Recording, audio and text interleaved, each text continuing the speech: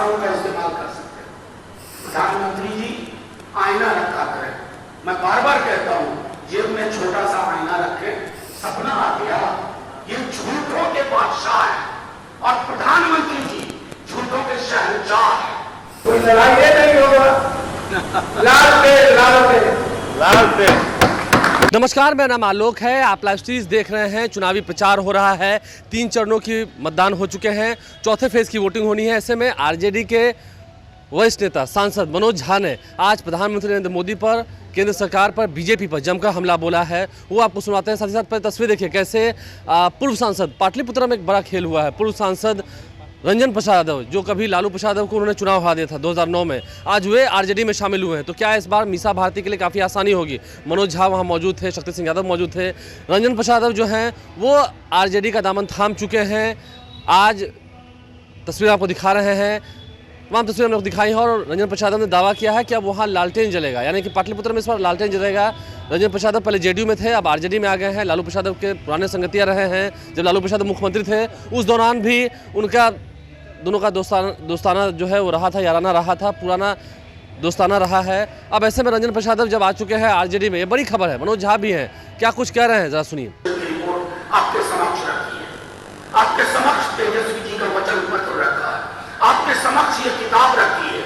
उसके बावजूद हमारे प्रधानमंत्री जी और उनकी टीम चुनाव को मुद्दों पे लड़ने में हार रहे हैं, प्रतिदिन हार रहे हैं। तो हार की बौखलाहट में किसी ने मुझसे पूछा, अभी आपका कैमरा आप बात कर रहे थे, क्या लग रहा है चुनाव का? मैंने कहा मैं ज्योतिष नहीं हूं, लेकिन प्रधानमंत्री जी की भाषा की अधोमुखी जो पतन हो रहा है, वो अधोमुखी पतन इस बात का द्योतक है कि प्रधानमंत्री जी चुनाव हार रहे हैं। इसलिए अंशल गलत बयानी कर रहे हैं। अगर कोई, मैं बता रहा हूं, अगर कोई ऐसा मशीन लगा दिया जाए प्रधानमंत्री जी की सभा में कि झूठ कितना बोला जा रहा है, वो मशीन काम करना बंद कर देगी। इतना झूठ किस लिए कि 2 सीट और बढ़ जाए, 3 सीट किसी तरह बढ़ जाए, अपने समाज में आग लगा दो, झूठ बोल करके घृणा की दीवार फैला दो।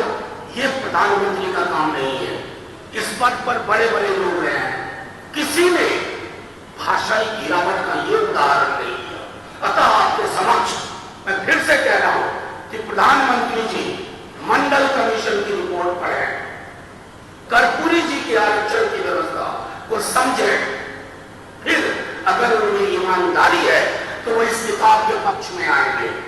इस किताब में, और लोग कहते हैं कि ना कि संविधान पर कैसे खतरा, तो मैं आपको बताऊं, आर्टिकल 15, आर्टिकल 16 दोनों के क्लॉज 4 वो कहते हैं कि रिजर्वेशन इन पब्लिक एम्प्लॉयमेंट, यानी कि सार्वजनिक क्षेत्रों की नौकरियां, अगर आप वो नौकरियां ही खत्म कर दे रहे हैं तो फिर आरक्षण खत्म करने की कोई जरूरत नहीं।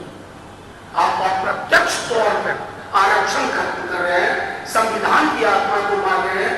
आर्टिकल 340 जिसके तहत मंडल कमीशन का निर्माण हुआ था, आप उसकी आत्मा को भी मार रहे हैं। ये मैं आपके समक्ष इसलिए रख रहा था। उसके बाद आप कोई भी प्रश्न अगर हो तो पूछें, उसके पश्चात हम एक थीम सॉन्ग डेडिकेट करेंगे।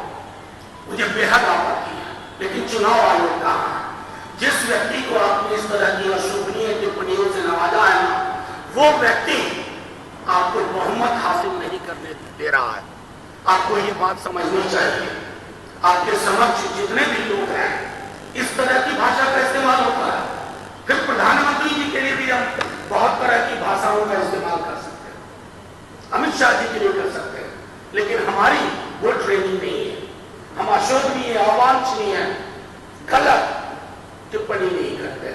प्रधानमंत्री जी आईना रखा करें। मैं बार बार कहता हूं, जेब में छोटा सा आईना रखें। इतना बड़ा लाल लश्कर के साथ चलते हैं, बादशाह वाली प्रवृत्ति है, बादशाह की तरह आचरण है, बादशाह की तरह कपड़े पहनते हैं। एक बादशाह आईना रख ले, इसमें दिक्कत क्या है? आईना रखिएगा तो दूसरों पर तबसरा करने से पहले आपको ये बताना, ये भी सोचना होगा कि आईना क्या कहता है। हम मेरा लालू जी में कोई अंतर नहीं रहता था। शुरू से पूरे देश के पैमाने पे लालू जी का हिंदुस्तान की जनता की जरूरत रहती थी, तो चाहे वो नॉर्थ ईस्ट का मणिपुर, नागालैंड, त्रिपुरा, अरुणाचल, मेघालय, मिजोरम, सिक्किम, असम हो, या केरल, आंध्र, कर्नाटक, तमिलनाडु, महाराष्ट्र, गुजरात, हर जगह इनकी डिमांड थी।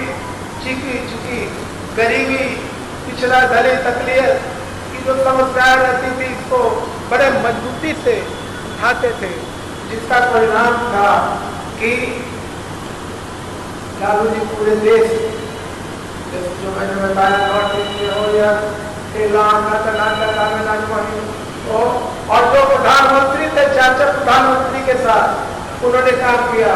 लालू जी को बुलाते थे कि लालू जी, क्योंकि पूरे देश का जो पिछड़ा है, दलित है, अकलियत के लोग हैं, उनको खोज, उनकी उपस्थिति चाहते हैं, इसलिए आप जरूर आएंगे। कोई लड़ाई नहीं होगा, लाल पे लाल पे लाल पे। क्या देश में जनगणना तो हुई नहीं है जो 21 में होनी थी, तो ये कहां से सपना आ रहा है? ये मैं बार बार कह रहा हूं कि मंडल कमीशन पर चर्चा ना हो, कर्पूरी जी के आरक्षण की व्यवस्था पर चर्चा ना हो, संविधान पर चर्चा ना हो, तेजस्वी जी के नौकरी मॉडल पे चर्चा ना हो, तो जो जनगणना हुई ही नहीं। ये सब मैं कह रहा हूं कि देश के साथ ही नफरत की फसल लगाने का काम हो रहा है। अरे आंकड़े कहां से सच होंगे? आप तो हमसे कम पढ़े लिखे नहीं हैं, हमको ये बताइए कि जब जनगणना नहीं हुई तो आंकड़े कहां से आए? हम तो परेशान हैं, जनगणना करवाओ, उसमें जातिगत जनगणना भी कराओ। जनगणना हुई नहीं, सपना आ गया। ये झूठों के बादशाह है और प्रधानमंत्री जी झूठों के शहंशाह है। शहंशाह और उनकी टीम में कोई भरोसा नहीं।